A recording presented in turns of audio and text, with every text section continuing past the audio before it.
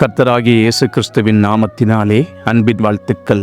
ஜூவிட்டர் தளத்தின் அநேக மிஷனரிகளின் வாழ்க்கையை விரிவாக பார்த்து கொண்டு வருகிறோம். அப்படிப்பட்ட மிஷனரிகளை குறைந்த நேரத்தில் சொல்வதற்காகவே இந்த பதிவுகளை நாங்கள் பதிவிடுகிறோம். குறைந்த நேரத்தில் நாங்கள் பதிவிடுகிற அதே மிஷனரியை விரிவாகவும் நாங்கள் பதிவிடுகிறோம். இரண்டும் உங்களுக்கு ஆசீர்வாதமாக இருக்கும் என்று நாங்கள் விசுவாசிக்கிறோம். இன்று நாம் காணப்போகும் மிஷனரி அலெக்சாண்டர் ஹோட்டோவிஸ்கி. பிறப்பு 11/2/1872, மறைவு 19/8/1937. சொந்த ஊர் கிரெமெனெட்ஸ், சொந்த தேசம் தற்போதைய உக்ரைன், தரிசன பூமி வட அமெரிக்கா மற்றும் ரஷ்யா.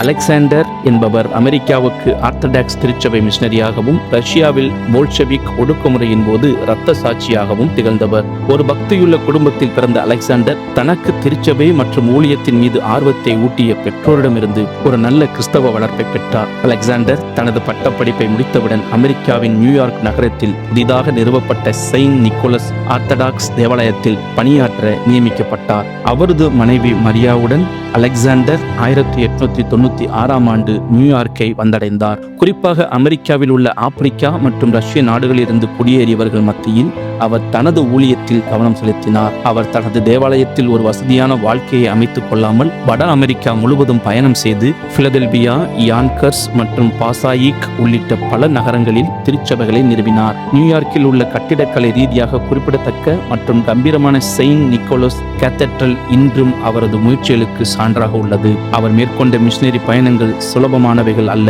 ஒருமுறை ஞாயிற்றுக்கிழமைகளில் தங்கள் ஊழியர்களை ஆராதனையில் கலந்து கொள்ள அனுமதிக்க வேண்டியதன் அவசியத்தை வலியுறுத்துவதற்காக தொழிலதிபர்களால் தாக்கப்பட்டு சிறையில் அடைக்கப்பட்டார். மற்றொரு முறை அவர் ஒரு கூட்டத்தில் கலந்து கொள்ளவிருந்த போது வெறியார்ந்த ஒருவர் அவரை தடியால் தாக்கி கடுமையாக காயப்படுத்தினார். ஆயினும் கூட வலியுடனே அவர் கூட்டத்திற்கு சென்று வல்லமையாய் ஊழியம் செய்தார். அமெரிக்காவில் 18 ஆண்டுகள் பணியாற்றிய பிறகு அலெக்சாண்டர் 1914 பின்லாந்து தேசத்திற்கு அனுப்பப்பட்டார். தேவாலயத்தில் மறைந்து வரும் ஆர்த்தடாக்ஸ் தத்துவ கோட்பாடுகளை பாதுகாக்க அங்கு அவர் கடினமாய் உழைத்தார். அங்கிருந்து அவர் 1917 உள்நாட்டு போரில் தத்தளித்துக் கொண்டிருந்த மாஸ்கோ நகரத்திற்கு மாற்றப்பட்டார். அவர் அங்கு கட்டிட பிரகாரமாகவும் ஆத்தும பிரகாரமாகவும் கிரைஸ்ட் தி சேவியர் கேத்தட்ரலை, கிறிஸ்துவே இரட்சகர் திருச்சபையை மீண்டும் கட்டியெழுப்பும் உத்தரவாதத்தை தாங்கினார். அரசாங்க அதிகாரிகளிடமிருந்து திருச்சபையை பிரிக்க அலெக்சாண்டரின் முயற்சிகள் அவருக்கு அநேக எதிரிகளை சம்பாதித்தன.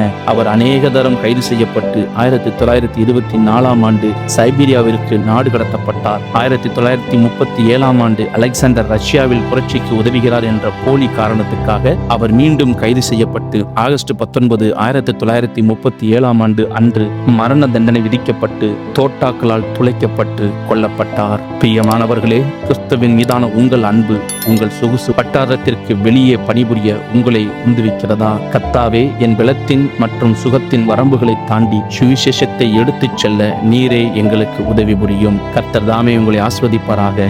கர்த்தர் நாமம் மகிமைப்படுவதாக. ஆமேன்.